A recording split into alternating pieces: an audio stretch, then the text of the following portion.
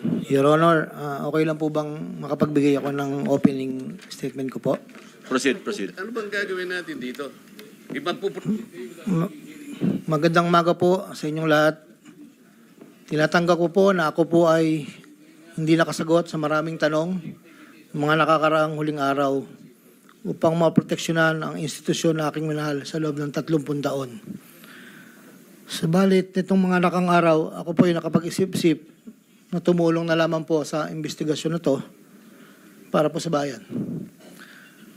Narito po ako sa harapan nyo ngayon upang tumulong ng buong puso abot ng aking makakaya upang makapagbigay linaw sa katanungan sa investigasyong ito. Naintindihan ko po na hindi lang mainit ang isyong aking kinakaharap sa kasalukuyan. Mararamin po ang galit sa aming mga kasama sa DPWH dahil sa mga nabanggit na mga sinasabing katiwala sa aming ahensya. Hindi ko na po titingnan to. Ito po galing sa puso ko. Nangangamba po kasi ako sa seguridad ng pamilya ko. Ito pong aking salaysay ay marami pong mga tao na mababanggit at ako po ay humingi ng tawad sa mga tao na to, pero kailangan ko pong sabihin yung katotohanan. Hinihiling ko lang po sa ating buting chairman, sa ating Secretary Justice po, na maproteksyonan po yung pamilya ko. Medyo napakabigat po ng mga babanggitin ko rito. At ito po ay malalaman po natin ngayong umaga. At ako po ay in good faith sa lahat po ng mga senador nandito, sa ating sekretary at sa mga nandito po lahat. Simulan ko na po ang aking inandang salaysay. Una ko nakilala si Undersecretary Roberto Bernardo. Kasama kami sa Laguna. Na-promote siya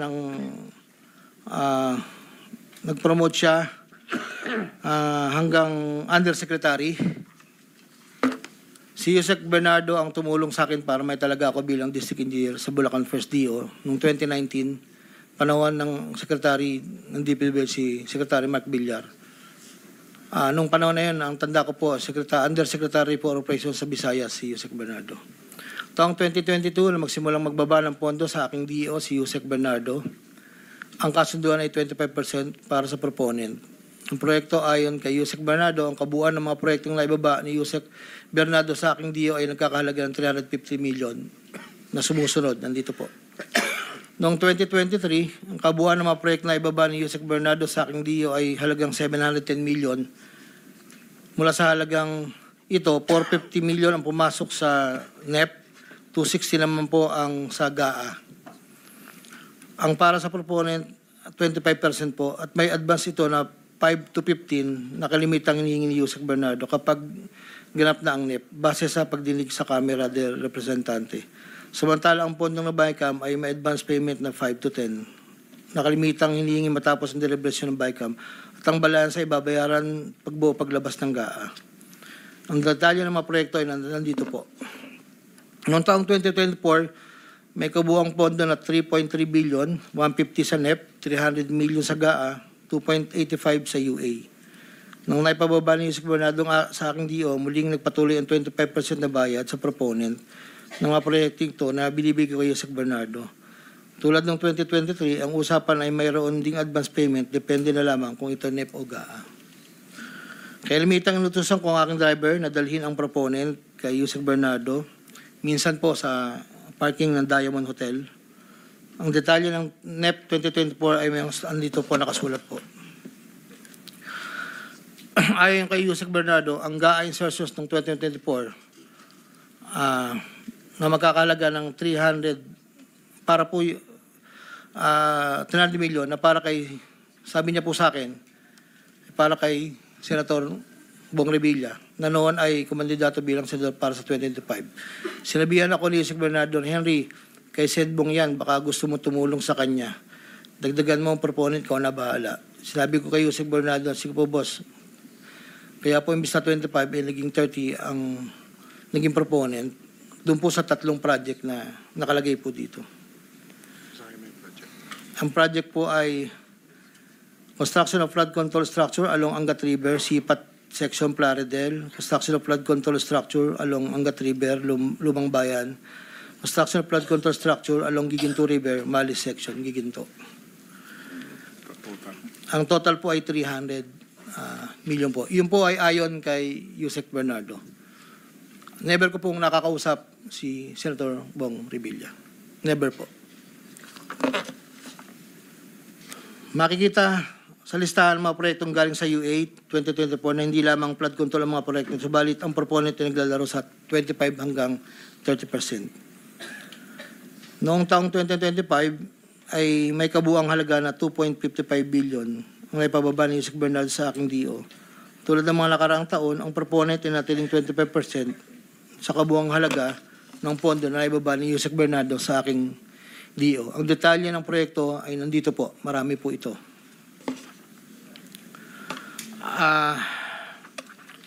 Taong 2022, yun nga po, nabanggit ko kanina, humiling si Senator Joel Villanueva ng proyektong multipurpose building, nagkakalaga ng 1.5B. Sa halagang 1.5B ay 600 million lamang ang napagbigyan na pondo para sa multipurpose building. Hindi ito napagbigyan, kaya napilitan kaming gumawa ng paraan ni Yusek Bernardo. Hindi humingi ng partikular na proyekto o porsyento si Senator Joel, pero inutos ni Yusek Bernardo na bigyan na lamang ng proyekto na may katumbas na 150 million na proponent. Dahil dito, nabigyan si Senator Joel ng proyektong unprogrammed operations ng 2023, nagkakalaga ng 600 million na pawang mga flood control ng mga proyekto at kung saan susumahin na 25% na proponent ay may halaga na 150 million. Hindi alam ni Senator Joel na flood control ang mga proyektong nailan sa kanya dahil ang aking pagkakalam ay ayaw po ni Senator Joel ang project na flood control. Ang halagang 150 million dila ko sa rest house sa Barangay Igulot, Bukay, Bulacan na iniiwan ko po sa tao niya na ang nagangalan lang pong Peng. Sinabi ko kay Peng na pakibigay na lang kay boss, tulong lamang yan para sa future na plano niya. Hindi po nila alam na doon galing yon sa flood control. Matapos po na hindi na po kami nagkausap. Sa kay Senator Jinggoy naman po, sa pagkakatanda ko, nasa 2024 budget hearing kami sa Senado. Kasama ko si Yusek Bernardo sa pagitan ng alas 9 hanggang alas 10 ng gabi. Habang kami naghihintay, tinanong ako ni Yusek Bernardo kung meron pa akong gustong lagyan at meron pang available na 355 si SJE. Ayon po kay Yusek Bernardo. Sabi ko po, boss, meron naman. Sagot ni Yusek Bernardo sa akin na ipasok ko agad sa kanyang listahan ng oras na yon. Agad-agad po akong nagpagawa ng listahan sa staff ko at sa loob ng 10 to 15 minutes, pinasa ko na po ang listahan kay Yusek Bernardo. Ito po ang listahan ng mga proyekto na banggit. Ito po ay puro pumping station po with floodgates. Ito po ay phase 3 dahil may nauna na pong phase 1, phase 2. Ito po ay 7 project. Meron pong 360 million, isang 45, isang 50, dalawang 40 million na may kabuang 355. Ang proponent po nito ay 25% at binigay ko Yusek Bernardo kasama ang may iba pang proponent na mga pondong binaba niya sa akin para sa taong 2025. Wala po akong direktang transaksyon o direktang pakipag-ugnayan kay Senator Jinggoy. Pangapat, Congressman Elsaldi ko. Noong September 2021, nagkakilala kami ni Congressman Saldico sa isang pagtitipon meeting sa Shangri-La, Bonifacio. Doon ay napag-usapan namin ang plano ni Kong Saldi na sumubok na magbaba ng pondo papunta sa aking distrito para sa iba't ibang proyekto. Pagkalipas ng higit kumulang na isang buwan mula sa aming unang pagkikita, ako ay nagpasa sa kanyang listahan ng mga proyekto na may kaugnayan sa flood control at ang mga proyekto yung tayo lumabas sa General Appropriations Act of 2022 na nagkakahalaga ng, andito po, 1, 2, 3, 4, 5, 6, 6 na proyekto po to. At ang pagkakatanda ko po to ay 519 million, ang una po. Sa pagitan ng 4 na taon, mula 2022 hanggang 2025, naging tagapagtaguyod si Kong Saldi ng mga proyekto sa Bulacan First. May higit kumulang 426 na proyekto. Ang kabuang halaga ng proyekto na ito, ayon po sa nalakap kong record, ay hindi bababa sa 35 billion, 24 million pesos. Million or billion? Billion, Your Honor. Andito po yung summary. Pwede ko pong state, Your Honor. Go ahead. Sa taong 2022, yun po yung una. Bycam lang po ito ayon sa record ko po. 519 million. Sa 2023, 5,790 sa NEP, 3,250 sa Bycam, at 3,890 sa UA. 2024, 5.8 billion sa NEP, sa Bycam 5.084, sa UA 3.306. Sa 2024, nagkakalaga po ng total na 14,190,000,000. Sa 2023, 12 billion. Sa 2022, 519. Noong pong 2025 ay 7,385,000,000 na lang po sa NEP. Wala na pong kasunod. Sa bawat proyekto na pinapasok ni Kong Saldi, meron akong binigay na obligasyon sa kanya para sa pondo base sa aming kasunduan. Noong 2022, ang kaniyang hinihingi na budget sa bawat proyekto ay 20% lamang po. Noong 2022. Kung makikita niyo po, Your Honor, isasabay ko na rin po ito, na yung larawan po nandun po sa, kasama po ako, na nakatayo, yung opisina, yun po yung 20% po na 2022 inaayos po namin doon sa litrato po. Subalit nung taong 2023 hanggang 2025, ito tumaas ng porsyento ng 25% po. Ang pag-abot ng porsyento para kay Kong Saldi sa bawat proyekto ay kadalasang hindi isang baksakan. Ito rin ay nakadepende kung paano na ipasok o na-insert. Kapag ang proyekto ay napasok sa NEP, ang unang 10% ay agarang binibigay ko kay Kong Saldi. Habang ang balanse na 15% ay paglabas na po ng GAA within 1 to 2 months. Iniipon ko muna po yan bago po ipadala sa kanya. Kapag ang proyekto naman ay naipasok ng Kong Saldi sa Bycam, ang unang 10% ay binabayad sa kanya matapos lumabas ang GAA at ang balancing 15% ay binibigay makalipas ng 2 buwan mula nang maaprubahan ng GAA. Pero kapag proyekto ay naipasok gamit ang UA, ang 25% ay agarang iniipon ko pat ibinibigay kay Kong Saldi. Ang pambayad para kay Kong Saldi ay nanggaling sa mga advances mula sa kontratista pero hindi na alam ng mga kontratista kung para kanino ang advance na yon. Ang pera na nakalaan para kay Kong Saldi ay dinadala sa akin. Ako naman po ang nagdadala o naghahatid na hinihinging porsyento ng Kong Saldi sa iba't ibang tao niya. Hindi ko po siya na-meet during pagdadala. Ang tao niya po ay may alias lang Paul at Mark. Dahil sila po yung nag-message po sa akin through Viber, disappearing message po iyon, na doon ko po dadalhin. May isa o 2 beses na dinala ko sa parking lot ng Shangri-La Hotel, Bonifacio Global City, ang porsyento ni Kong Saldi. Paminsan-minsan man, inahatid ko ito sa kanyang bahay sa Ladybug Street, Valle Verde 6, Pasig City. Mula Ortigas po, kakaliwa ka stoplight, may gate kakanan, kakaliwa kakanan, makikita na po yung bahay.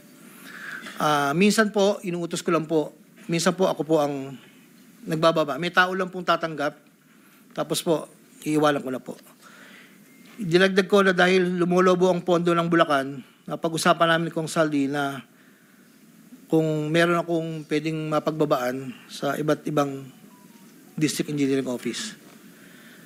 Nang dahil dito, noong 2020 hanggang 2025, nagbaba si Kong Saldi sa sumusunod. Bulacan 2nd, 573 million. Tarlac 1st, 2023, 1.350. Sa 2024, sa UA, 1.650.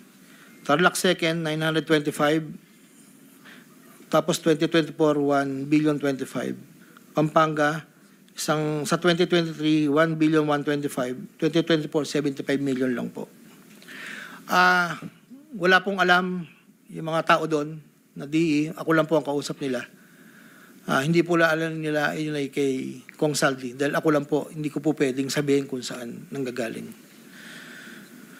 Ito po, ang mga iba naman pong nagbababa ay nakilala ko ang kumpanyang Pearlstar. Ngunit kahit pamilyar ako sa Pearlstar, hindi ko kilala ang may-ari nito. Naging tauhan ng Pearlstar ang kilala ko na MK. Na-meet ko po siya sa district. Meron po siyang project na isang tulay na inabutan ko before. Sa pagkakalam ko, si MK ay anak ng may-ari ng Pearlstar.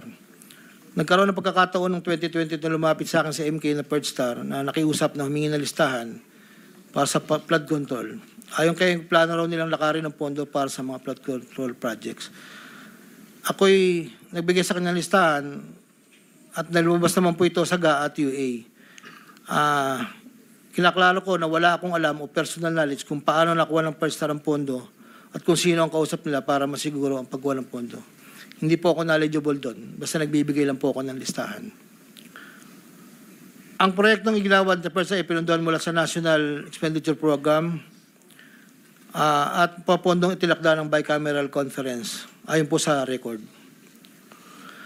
Ito pa po, meron pong 2022, si Commissioner Mario Lipana po ay nanghingi rin po sa akin ng listahan. Taong 2023, nakapagbaba po siya sa UA ng 500 million. 2024, 400 million. 2025, 500 million. Wala akong personal knowledge kung paano nila nakuha ang pondo at kung sino kausap nila. Ang listahan ng mga proyektong na ipasok ni Comlipana ay nakalakip sa sinumpang salaysay sa annex po. Andito po lahat yung detalye. Nung nabanggit po nung nakaraang hearing, former Congressman Mitch Kaayon, noong taong 2021, nakilala ko si isang pagtitipon, hindi ko na po matandaan, alam ko po birthday, na noon ay Yusek pa po, ang pagkakatanda ko. Dito ay nakapag-usap kami at tinanong niya kung pwede siyang magpababa ng pondo sa aking DO. At sinagot ko naman na, opo, pwede po. Unong taong 2022, nakapagbaba ng halagang 411 million sa GAA, si Yusek Mitch, na may usapan kami na may gastos na 10% lang po. Hindi niya po pinakailaman yon, sabi niya, bahala ka na kung sino man ang mananalod contractor niyan. Noong ikapat na pagdinig ng Senate Blue Ribbon Committee hearing, may dalawang larawan na pinakita ang chairman ng Senate Blue Ribbon Committee, Senator Pampilo Lacson, kay Engineer Bryce Hernandez. Isang larawan sa isang lamesa na puno ng pera at doon ay makikita ang aking presensya na kung saan ay ako'y nakasuot ng blue na shirt at ito ay sa conference room ng lumang opisina namin. Para po sa kalaman, lahat po ng pera na yon ay para sa BICAM ni Kong Saldi. 519 million na may 20% proponent noong 2022. Ito po ay galing sa iba't ibang mga kontraktor na nakuha ng mga proyektong naipababa ni Congressman Saldi. Ang pangalawang larawan naman po ng pera na nakasalansan sa isang bilyaran ay para sa proponent ng 2023 na 5.79 billion na dadalhin namin kay Kong Saldi na sa aking pagkaalala ay nagkakalaga ng 579 bilang 10% advance payment. Aking nireserba ang aking pagpasa sa karagdagang sinumpang salaysay kung sakaling ito ay mabibigyan muli ng pagkakataon. Ginagawa ko ang sinumpang salaysay na ito upang pakita ang aking kusang loob na pakipagtulangan sa sinasagawang bisyo sa Senado, sa House of Representatives at iba pang ahensya ng pamahalaan, kaugnay ng mga anomalyang proyektong DPWH, at upang matuluyang palagutin lahat ng mga taong sangkot. Ilan po, Your Honor.